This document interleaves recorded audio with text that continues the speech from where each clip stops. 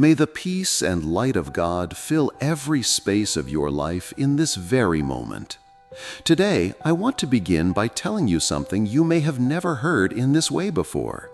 Whoever chooses to seek the heart of God before anything else carries a strength that cannot be explained, even when facing storms.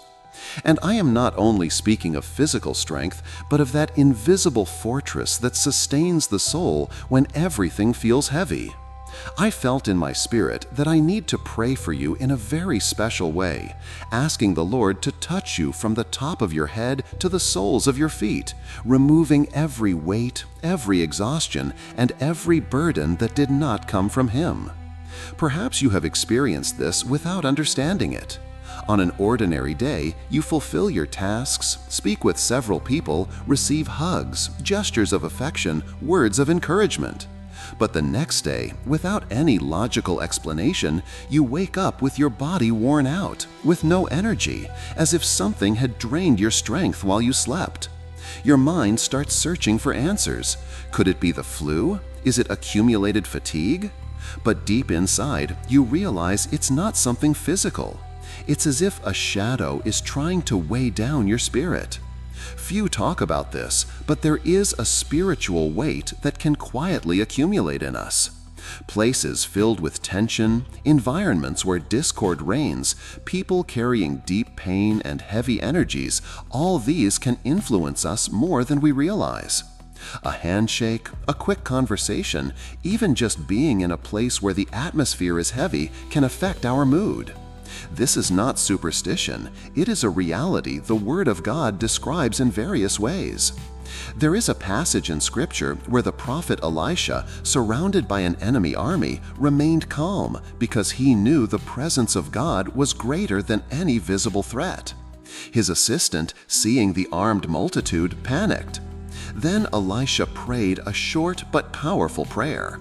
"Lord, open his eyes so that he may see." And in that moment, the young man saw the hills covered with horses and chariots of fire, a sign that the heavenly army was already guarding their every step. This scene reminds us that even when we feel a weight, God is already acting on our behalf. Sometimes we just need Him to open our eyes so we can perceive the depth of His protection. That is why, before I continue, I want you to do something simple yet spiritually significant. Write down in the comments, "Lord, remove all spiritual weight from my life." When you declare this and record it, you are agreeing with this prayer and opening space for the Holy Spirit to work. It is not magic, it is faith expressed in words, and words carry power before God. Now, keep your heart open because what I will share next will help you identify signs that the weight you carry is not yours and how to be freed from it through the presence of God.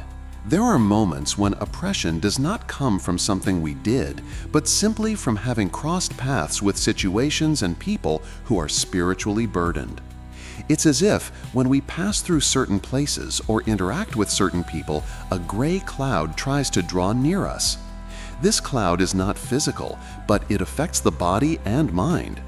The Bible makes this clear when it speaks about the need to discern spirits. Not every smile comes with peace, and not every hug transmits blessing. That's why we must constantly be covered by the presence of God. Think about how many times you have felt drained after a meeting, a visit, or even a phone call. There was no excessive physical effort, yet your soul felt tired. This happens because in the spiritual realm, atmospheres are exchanged, and many people carry pain, anxiety, envy, and burdens that end up being transferred, often unintentionally. This is why prayer is not an optional ritual, it is an invisible shield. I want to lead you into a reflection today. How many times have you protected yourself spiritually before entering an environment you already knew would be difficult? Many people prepare emotionally, rehearse speeches, strengthen themselves with positive thoughts, but forget that the battle is spiritual before it is emotional. The Apostle Paul said that our struggle is not against flesh and blood, but against the spiritual forces of evil in the heavenly realms. When we understand this, we start acting with a different posture.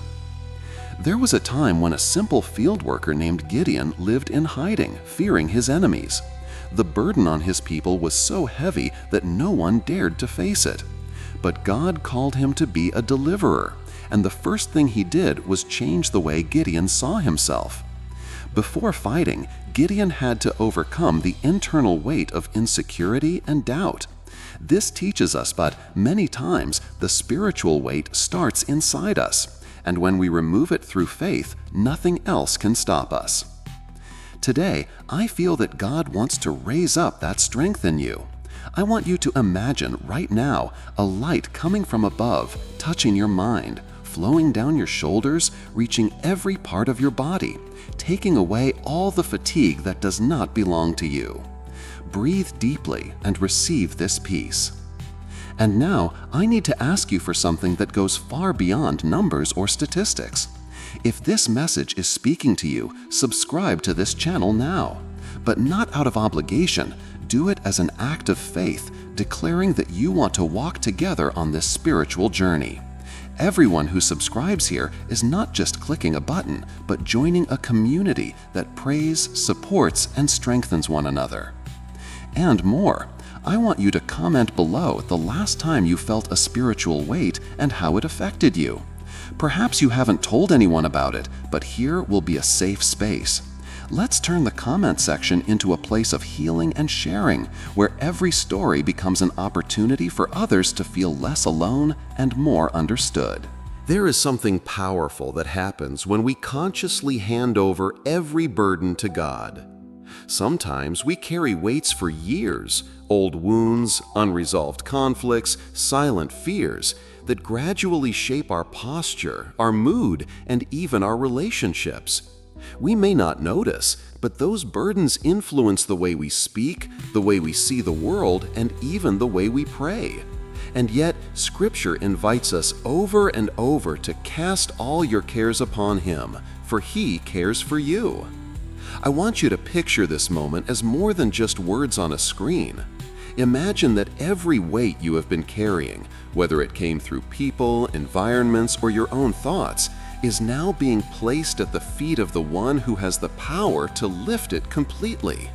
See yourself letting go, without fear of losing control, because the one who takes it from you is the same one who holds the universe in his hands.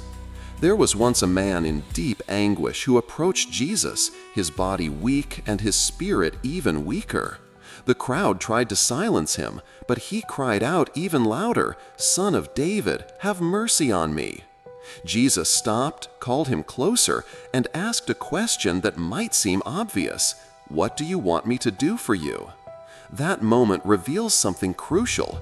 God wants to hear your request. He wants you to name the burden, to speak it out, and to believe that He will act. So now, wherever you are, join me in prayer. Don't rush. Let every word sink into your heart. Prayer.